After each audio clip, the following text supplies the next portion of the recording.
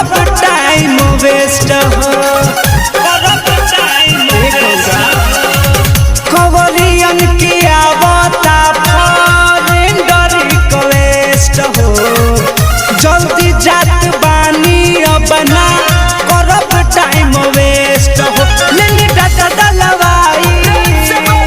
ओही टावर खूब आई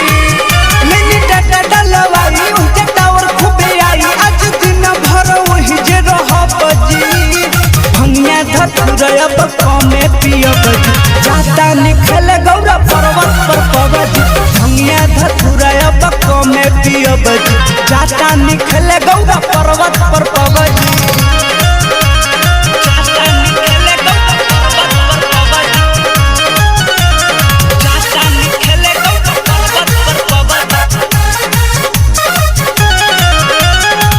पृथ्वी पर खेले सबा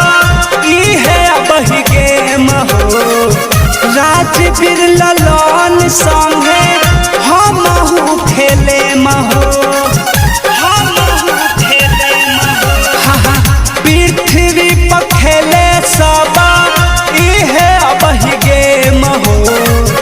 राजवीर ललन संगे हमहू खेले महो लोग खेले ऑनलाइन पटगी में इतना फाइन लोग खेले ऑनलाइन अब आज से हम खेले बजी भंगिया धतुरब कमे पियब जाता निखले गौरा पर्वत पर पवज भंगिया धतुरब कमे पियब जाता निखले गौरा पर्वत